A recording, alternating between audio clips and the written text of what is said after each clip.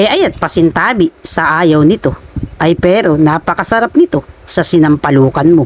Ay ikaw ba'y naniniwala sa kaunting usbong lang ay makakaya nitong paasiman ang isang katerba mong sabaw? Ganito lang kasi yan. Lagyan mo ng asin saka mo lalamasin. Yung asim nga kasi niya, yung munang pakakatasin. Ay upang sa gayon, sa asim niya ay di ka mabibitin. Pag nalamas na, isama mo na sa paggisa. Ay wag mo na rin aasinan yung sabaw. Kasi nga diba, may asin na yan. Ayun nga, sa bawang, sibuyas, kamatis at luya, siya'y iyong igigisa.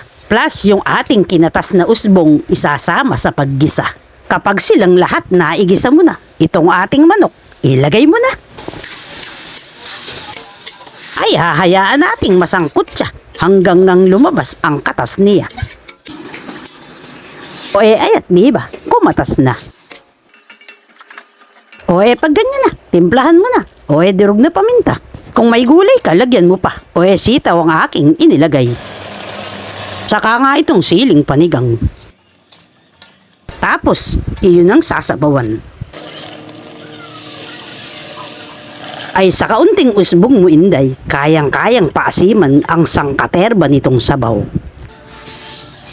Ay basta nga kasi yung usbong, kakatasin mo lang. At sa alat naman niya, ay bahala ka na.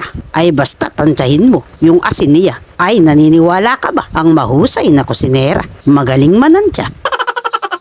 Ayat pasintabi sa ayaw nito. Ay pero napakasarap nito sa sinampalukan mo.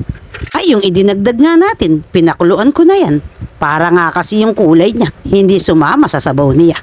Ganyan, kapag natimpla mo na, siya'y luto na. May masarap na sinampalukan ka na. Bagay na bagay sa ganitong tag-ulan. Yung habang umuulan, ikaw na may humihigop ng sabaw.